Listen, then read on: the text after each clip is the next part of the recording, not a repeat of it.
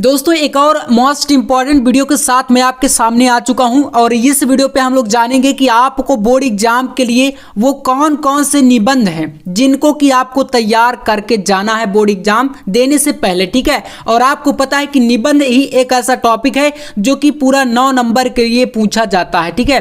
तो मतलब गद्यांश और पद्यांश की अगर हम बात करें तो वो 10 नंबर का आता है, उसके बाद आपका निबंध अकेले 9 नंबर का आता है। और आप लोग ये माइंड में हमेशा विचार चलता है, मैं अक्सर लगभग सोचता हूं और काफी सारे स्टूडेंट ऐसा कमेंट भी करते हैं कि भैया निबंध तो बहुत आसान होता है, इसको तो हम लिख लेंगे। लेकिन यहां पर आपको एक बात ध्यान देना है कि निबंध में जो क्वेश्चन कहता है आपसे कि अपनी भाषा शैली में निबंध लिखिए, ठीक है ना। तो देखिए यहां पर आपको मैं 5 ऐसे इंपॉर्टेंट निबंध बताऊंगा और लिखने का पूरा तरीका भी बताने वाला हूं, जिससे कि आप 9 में पूरे 9 नंबर लेकर बोर्ड एग्जाम में आएंगे। ये सबसे बड़ा चैलेंज है। मैं आपसे कहूं कि निबंध हर एक स्टूडेंट लगभग लिख के आएगा और लिख भी लेंगे, क्योंकि हिंदी है, जाहिर सी बात है, आसान होता है। लेकिन 9 में 9 नंबर सभी नहीं पाएंगे। तो चलिए कैसे लाना है वो हम लोग जानते हैं। सबसे पहले यहां पर कौन कौन से निबंध आपको तैयार करने हैं वो देखिए। पहला निबंध आपके लिए बहुत ज्यादा इंपॉर्टेंट जो है वो है आपका इस बार पर्यावरण प्रदूषण का कारण एवं निवारण। और इस बार की ही बात नहीं करेंगे, ये एक ऐसा टॉपिक है, चाहे आप 10वीं के छात्र हो, चाहे आप 12वीं के छात्र हो, 11वीं 9वीं, आप हमेशा से देखते आ रहे हैं कि पेपर में पर्यावरण का एक निबंध हमेशा आता है। तो इसको तो आपको तैयार करना ही करना है। चलिए जानते हैं लिखेंगे कैसे, फिर हम लोग यहाँ पर 4 और टॉपिक को जानेंगे। तो देखिए सबसे पहले किसी भी निबंध को लिखने से पहले आपको एक चीज ध्यान देना है, वो आपकी ये है कि उसकी रूपरेखा तैयार करनी है। रूपरेखा आप देखेंगे जब आपका पेपर में, देखिए मैं आपको एक क्वेश्चन पेपर दिखाता हूं, इसमें आप देखिएगा कैसे क्वेश्चन पेपर में निबंध का लिखा रहता है। यहां पर आप देखिए, ये देखिए क्वेश्चन नंबर जैसे 14 है, ठीक है ना। अब क्लास 12th का ये पेपर है आपका। क्वेश्चन कह रहा है कि निम्नलिखित विषयों में से किसी एक विषय पर अपनी भाषा शैली में निबंध लिखिए। और यहां पर लिखा है 2+7। 2+7 का क्या मतलब है? 2 नंबर आपको इसी रूपरेखा के ही मिलते हैं, तभी 9 में 9 नंबर कोई नहीं ला पाता, क्योंकि उनको लगता है कि हम डायरेक्ट हेडिंग डाल के लिखना स्टार्ट कर दें और भैया 9 में पूरे मिल जाएंगे 9 नंबर। ऐसा नहीं होता। आप कोई भी टॉपिक पर लिखें, जैसे यहाँ पर भी पर्यावरण संरक्षण की आवश्यकता, पर्यावरण को आपका वर्ड देखना है। कोई भी टॉपिक हो, अगर पर्यावरण वर्ड आपको मिल जाता है तो फिर आपको यही निबंध लिख के चले आना है और 100% मिलेगा आपको, ठीक है ना, क्योंकि ये हमेशा आता है।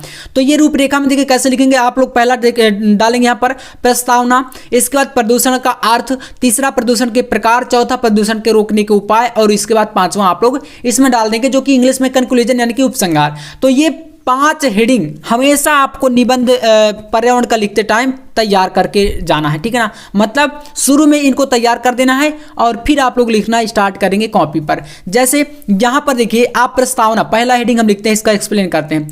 प्रस्तावना आपको हमेशा यूनिक तरीके से करनी है। शुरुआत ऐसी होनी चाहिए कि मतलब दूसरों से थोड़ा अलग दिखे। जैसे इसमें देखिए लिखा गया है, पेड़ काट बस्ती बसी पर्यावरण निराश, बढ़ा प्रदूषण शहर में कैसे लेवें सांस। अब ये चीज हमने बता दी। अब देखिए इसके बाद आप लोग यहाँ पर ये चीज़ याद कर लीजिएगा, पर्यावरण में हमेशा ये काम आएगा आपके, ठीक है। इसको अभी लिख के स्क्रीनशॉट कर लीजिए और याद कर लीजिए। इसके बाद देखिए यहाँ पर ये जो चीज़ लिखी गई है इसको आप अपने से लिखेंगे। कैसे? अगर प्रस्तावना बता रहे हैं तो पर्यावरण जो क्या है पर्यावरण, ठीक है ना, पर्यावरण के बारे में आप बताएंगे प्रस्तावना में। जैसे कि हमने यहाँ पर थोड़ा सा अलग लिखा है, हमने लिखा कि अपने पुरुषार्थ से गंगा को लोक कल्याण के लिए भारत भूमि पर लाए थे। गंगा का जल रासायनिक दृष्टि से अमृत तुल्य है, उसमें कभी विकार नहीं होता, बल्कि औषधीय गुणों के कारण कई लोगों के लिए रामबाण होता है। तो ये आपका हो जाएगा इसकी प्रस्तावना। अब प्रस्तावना में थोड़ा सा आप अलग भी लिख सकते हैं, मैंने जैसा आपको बता दिया कि आप चाहें तो यहां पर पर्यावरण क्या है, ठीक है ना, इसके बारे में समझा सकते हैं। प्रदूषण क्या होता है, किस प्रकार से फैलता है, ये सब चीजें यहां पर इसी में आ जाएंगी। तो बस थोड़ा सा बना के तो लिखना है, लेकिन भाषा बहुत ही साहित्यिक तरीके से उपयोग करना है। इसके बाद देखिए प्रदूषण का अर्थ, दूसरी हेडिंग में यहाँ पर प्रदूषण का अर्थ क्या लिखेंगे, देखिए शॉर्ट में बताऊंगा, बहुत ही कम शब्दों में आप पूरे नंबर लेकर के आएंगे। जैसे यहां पर आप लिखेंगे कि जीवन के लिए, ठीक है ना, संतुलित जीवन के लिए संतुलित वातावरण अत्यंत आवश्यक है। वातावरण के इन घटकों में हानिकारक घटकों का परिवेश ही वातावरण को दूषित करता है, जो सभी प्राणियों के लिए हानिकारक होता है। वातावरण को दूषित करना ही प्रदूषण कहलाता है। बस देखिए प्रदूषण का अर्थ हमने कितना जल्दी लिख दिया। अब इतना तो आप सभी जानते हैं कि भैया अगर हमें अच्छा जीवन जीना है तो भैया प्रदूषण से मुक्त वातावरण हमें चाहिए। तो संतुलित वातावरण होगा तभी हम लोग अच्छा जीवन जी पाएंगे। और इन घटकों का का अगर जो है प्रवेश हो जाता है, जैसे हानिकारक घटक जो भी होते हैं, जैसे वायु प्रदूषित हो गई, तो इस प्रकार से मनुष्य के जो हेल्थ है, स्वास्थ्य, उस पर प्रभाव पड़ता है। तो ये चीज़ें आपको इस प्रकार से इसमें बता देने। बाकी इसके बाद यहाँ पर आता है प्रदूषण के प्रकार। तीसरा यहाँ पर टॉपिक है प्रदूषण के प्रकार। इसमें देखिए यहाँ पर सबसे इंपॉर्टेंट, बहुत आसान है ये, लिखेंगे यहाँ पर आप लोग प्रदूषण के प्रकार में कौन कौन से प्रकार हैं। जैसे जल प्रदूषण हो गया, है ना। जल प्रदूषण कैसे होता है, अब इसका आप लोग हेडिंग डाल के इनकी भी हेडिंग बना देंगे तो थोड़ा सा और जो है, अगर मान लीजिए लास्ट में आप निबंध करेंगे तो आपके पास टाइम बचेगा, है ना। अगर जिस हिसाब से समय बचे आपके पास, उसी हिसाब से इसको एक्सप्लेन करते चले जाना है ना। अगर टाइम थोड़ा सा बचता है तो फिर ज़्यादा कर देंगे, इन्हीं का थोड़ा थोड़ा और 4-4 लाइन लिख देंगे, है ना। जल प्रदूषण क्या है, वायु प्रदूषण क्या है, ध्वनि प्रदूषण क्या है, मृदा प्रदूषण क्या है, इनके बारे में लिख देंगे। और इसके बाद आपका अगला आता है यहाँ पर प्रदूषण रोकने के उपाय। कैसे रोका जाएगा प्रदूषण को, तो देखिए लिखेंगे प्रदूषण को रोकने के लिए व्यक्तिगत एवं सरकारी दोनों ही स्तरों पर प्रयास किए जाने आवश्यक हैं। प्रदूषण के निवारण एवं नियंत्रण के लिए भारत सरकार ने कई महत्वपूर्ण कदम उठाए हैं, जैसे कचरे के निस्तारण को लेकर, वाहनों के धुएं को लेकर, नदियों की साफ सफाई, वृक्षारोपण आदि को लेकर। तो ये मतलब कि सरकारें भी प्रयोग मतलब कि अपनी तरफ से कदम उठा रही हैं, और हम लोगों को भी ऐसे मतलब साफ सफाई का विशेष ध्यान देना चाहिए। ये आपका हो जाएगा शॉर्ट में। इसके बाद लास्ट हेडिंग आपकी यहाँ पर उपसंहार। इसको देखिए कैसे लिखेंगे, इसमें सारा का सारा आपको मतलब क्या चीज़ें समझ में आई, कैसे क्या करना चाहिए वो आपको बताना। जैसे यहाँ पर आप देखें तो यहाँ पर लिखा गया कि सरकार प्रदूषण की रोकथाम के लिए पर्याप्त सजग है। पर्यावरण के प्रति जागरूकता से ही हम और अधिक अच्छा एवं स्वस्थ जीवन जी सकेंगे और आने वाली पीढ़ी को प्रदूषण के अभिशाप से मुक्त बना सकेंगे। इतना आपको लिखना है पर्यावरण प्रदूषण के ऊपर। इसके बाद दूसरा हेडिंग आपके लिए होता है भारत में आतंकवाद की समस्या। मैंने कई बार आपको बताया कि ये टॉपिक जो आतंकवाद वाला है ये काफ़ी इंपॉर्टेंट है और इसको तैयार आपको आज ही करना है, और मैं आपको अभी लिस्ट लिख कर भी बताने वाला हूँ कैसे लिखना है, ठीक है ना। तो बस आपको बने रहना। चलिए जानते हैं। देखिए भारत में आतंकवाद बहुत ही इंपॉर्टेंट है। मैं जैसे बताऊंगा इसी तरीके से लिखना है पूरा। 9 में आपको 9 नंबर ही एग्जामिनर देके जाएंगे।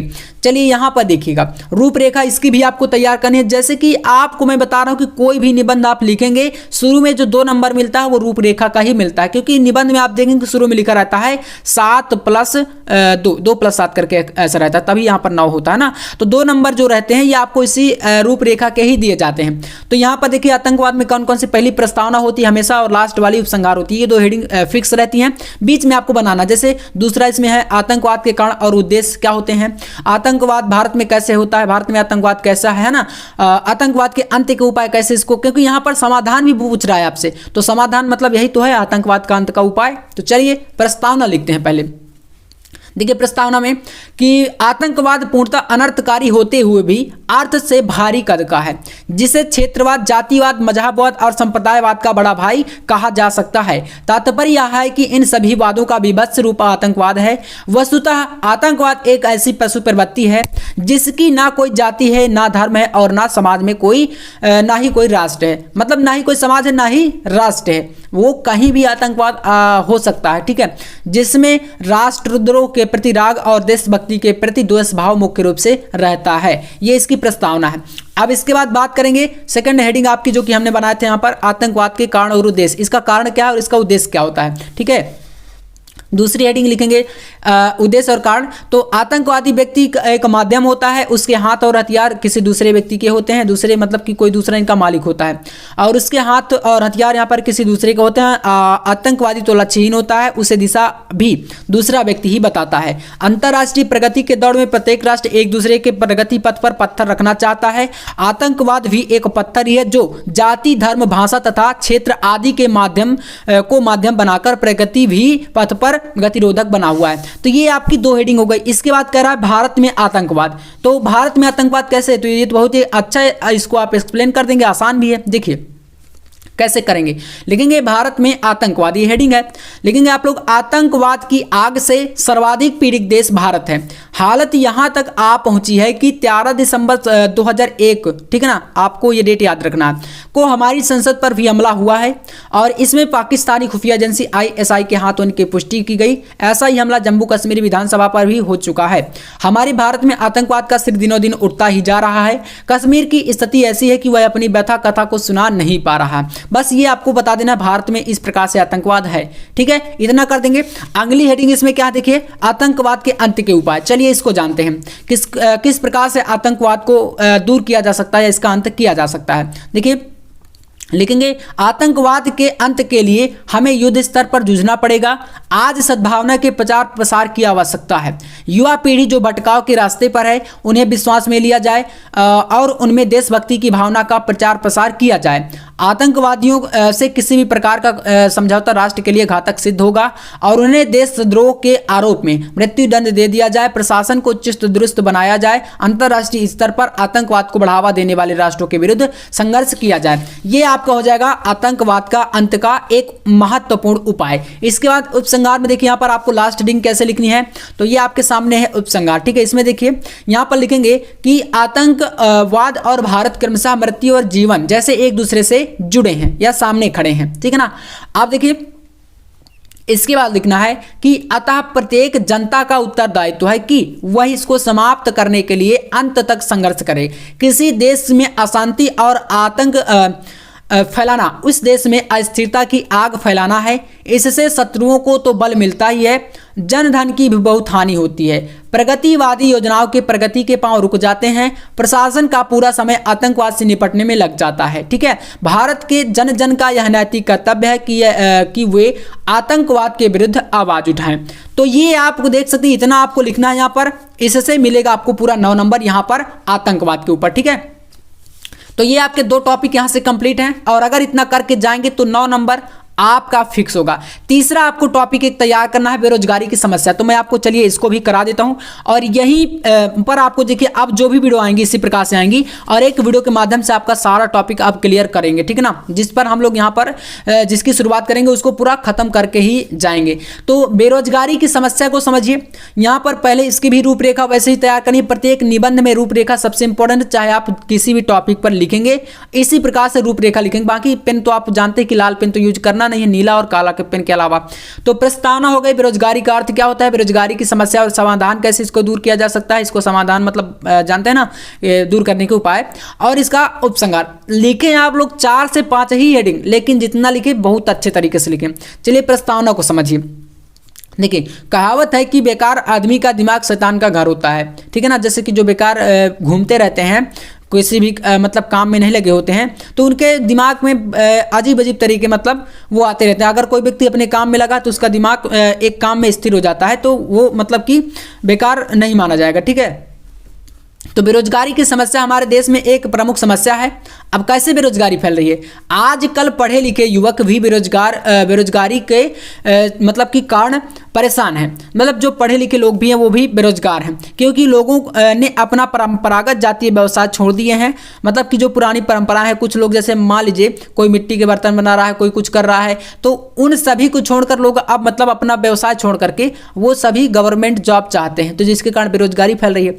अपने परंपरागत जातीय व्यवसाय छोड़ दिए हैं और सब लोग अपने अपने लिए नौकरियों की तलाश में हैं। इसके बाद बेरोजगारी का अर्थ समझिए क्या होता है। देखिए बेरोजगारी एक ऐसी स्थिति को कहते हैं जब कोई योग या किसी व्यक्ति जो द्वारा सक्रियता से रोजगार की तलाश किए जाने के बावजूद भी उसे कोई काम नहीं मिल पाता, तो ये अवस्था बेरोजगारी कहलाती है। लेकिन बात करें जबकि बालक, वृद्ध, रोगी, यानी कि जो बच्चे हैं, जो बूढ़े हैं, जो बीमार हैं, उनको आप यहाँ पर बेरोजगार नहीं बोलेंगे, क्योंकि वो तो कर ही नहीं सकते। ठीक है, तो व्यक्तियों को छोड़कर इनको ये बेरोजगार नहीं होते हैं। बाकी के जो मतलब युवक हैं, पढ़े लिखे हैं, वो अगर घूम रहे खाली तो उनको बेरोजगार बोल सकते हैं।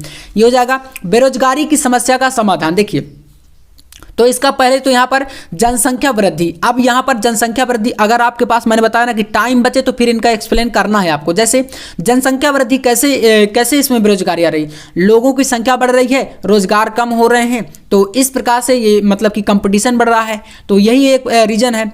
कुटीर उद्योगों का विकास कम हो गया, औद्योगिक विकास कम हो गया, सहकारी खेती करके आदि कई तरीकों से प्रयोग करके बेरोजगारी की जो है समस्या को इसको दूर किया जा सकता है। तो ये समाधान इसका हो सकता है। ठीक है। और बात करें अगली हेडिंग, अब देखिए इनका थोड़ा सा आप अगर आपके पास टाइम बचेगा तो इनका एक्सप्लेन कर दीजिएगा, ठीक है, तो थोड़ा सा निबंध और बड़ा हो जाएगा। अब इसके बाद उपसंहार की बात करें तो देखिए यहाँ पर कैसे लिखना है। हमारे देश की सरकार बेरोजगारी की समस्या के समाधान के लिए प्रयत्नशील है। इस दिशा में अनेकों कदम उठाए हैं और उठाए जा भी रहे हैं। हमारे देश में जो संसाधन उपलब्ध है उसका उपयोग करके भी बेरोजगारी का समाधान खोजा जा सकता है, ठीक है ना। इस प्रकार से इसका पूरा आप लोग लिख दीजिएगा, 4 से 5 हेडिंग जो भी हैं, और ऐसे लिखने पर आपको पूरा नंबर मिल जाएगा। तो ये 3 टॉपिक मैंने बता दिया। चौथा टॉपिक आपके लिए इंपॉर्टेंट है चंद्रयान 3, इस बार आपको कर लेना। चंद्रयान 3 का निबंध मैं पहले से डाल चुका हूं। और इसके बाद एक टॉपिक आपका 5वां निबंध होने वाला है, साहित्य समाज का दर्पण है। तो ये 5 जो निबंध मैंने बताए, अगर इसको तैयार कर लेंगे तो आप लोग यहाँ पर जो 9 नंबर आपका निबंध का टॉपिक है ये 100% आपका क्लियर हो जाएगा। तो बस आज के वीडियो में इतना ही। नेक्स्ट वीडियो में हम लोग नेक्स्ट टॉपिक को क्लियर कर लेंगे। तो बस चैनल को आप सब्सक्राइब जरूर कर लीजिएगा।